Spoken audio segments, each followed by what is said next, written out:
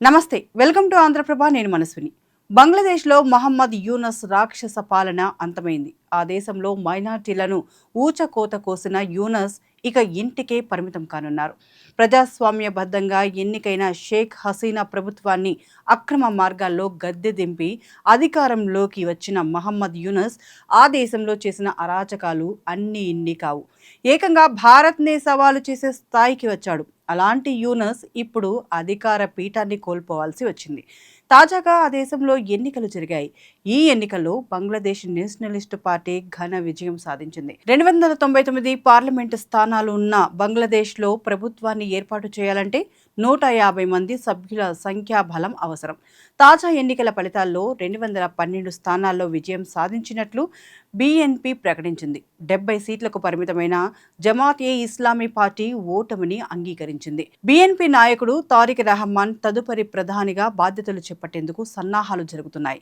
మొత్తంగా చూసుకుంటే ఆ దేశంలో హిందువులకు కాస్తంత ఉపశమనం దొరికిందనే చెప్పుకోవచ్చు. అయితే ఆ దేశానికి కాబోయే ప్రధానమంత్రి తారిక్ రెహమాన్ హయాంలో హిందువులు సురక్షితంగా ఉండగలరా?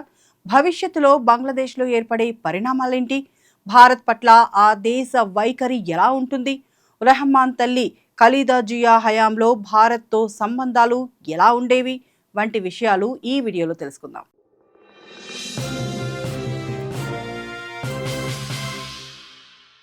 భారత్ ఇన్నాళ్ళు మహమ్మద్ యూనస్ను వ్యతిరేకించింది ఒక్క విషయంలోనే.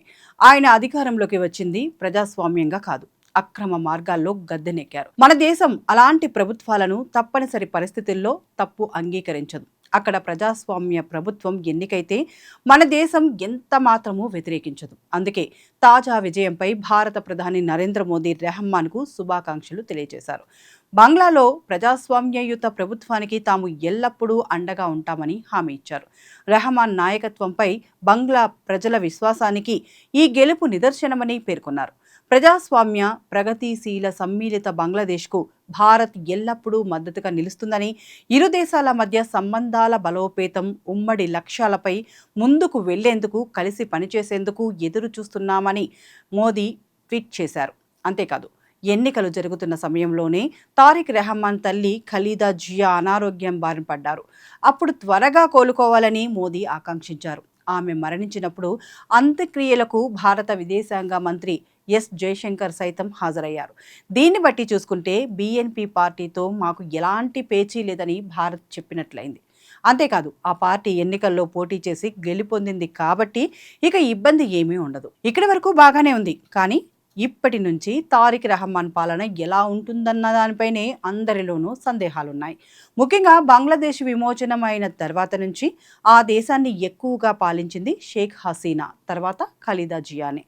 హసీనా భారత్ పట్ల పూర్తి సానుకూలంగా ఉంటూ వచ్చారు. కానీ ఖలీదా జియా మాత్రం అప్పుడప్పుడు భారత వ్యతిరేక విధానాలను చూపేది. అందులో ముఖ్యంగా భారత్ 2 హిందూ దేశాలను సృష్టించాలనుకుంటోందని, చిట్టగాంగ్ను ఆక్రమించుకోవాలని భారత్ అనుకుంటోందని బీఎన్పీ గతంలో ఆరోపించింది. బంగ్లాదేశ్ చిన్న పేద దేశమని భారత్ అనుకుంటే పొరపాటేనని, బంగ్లాదేశ్ బలమైన ఉదావార దేశం అని ఖలీదా జియా చెప్పేవారు. వీటికి తోడు 1971 బంగ్లాదేశ్ విమోచన యుద్ధాన్ని కూడా బీఎన్పీ ఒప్పుకోవట్లేదు. దీన్ని భారత్ పాకిస్తాన్ మధ్య యుద్ధంగానే ఖలీదా జియా పరిగణించేది. అప్పట్లో తమ సైన్యం చిన్నదైనప్పటికీ తాము శిక్షణ లేకుండా పోరాడామన్న సంగతిని భారత్ గుర్తుంచుకోవాలన్నారు. 20 కోట్ల బంగ్లాదేశ్ ప్రజలంతా సైనికులే అని చెప్పారు. ఈ విధంగా భారత్ పట్ల గతంలో ఆ పార్టీ విధానపరమైన విషయాల్లో వ్యతిరేకత వ్యక్తం చేసింది. ప్రస్తుతానికి ఖలీదా జియా లేరు. ఆమె కుమారుడు తారిక్ రెహమాన్ ప్రధానిగా అధికారాన్ని చేపట్టబోతున్నారు. సరిగ్గా ఎన్నికలు జరుగుతున్న సమయంలో బంగ్లాదేశ్కు వచ్చిన తారిక్ రెహమాన్ ఓ కీలక ప్రకటన చేశారు. ఆ దేశంలో పెద్ద ఎత్తున హిందువులను చంపేస్తున్న సమయంలో ఈ దేశం అందరినీ, ఇక్కడ ముస్లింలైనా, హిందువులైనా, బౌద్ధులైనా అందరూ కలిసి జీవించాలని, అందరికీ సమాన హక్కులు ఉంటాయని చెప్పారు. దీన్ని బట్టి చూసుకుంటే ఆయన భవిష్యత్తులో తన పాలనలో హిందువులను క్షేమంగా చూసుకుంటారనే అనిపిస్తుంది. కానీ ఆయన మాటపై నిలబడతారా? అన్నదే ఇక్కడ ప్రధాన సందేహం. ప్రస్తుతం రిజల్ట్ చూస్తే ఆ దేశంలోని హిందువులంతా బీఎన్పీకే ఓటు వేశారని అర్థమవుతోంది. మరి ఈ ఓట్ల కోసమే జస్ట్ అలాంటి వ్యాఖ్యలు చేశారా, లేక నిజంగానే అందరినీ క్షేమంగా చూసుకుంటారా అన్నది భవిష్యత్తులో తేలనుంది. కేవలం హిందువుల విషయంలోనే కాదు, ఆ దేశం దౌత్యపరంగా భారత్కు దగ్గరవుతుందా, చైనాకు దగ్గరవుతుందా అన్నది తేలాల్సి ఉంది. తారిక్ రెహమాన్ నిర్ణయాలపైనే ఇది ఆధారపడి ఉంటుంది.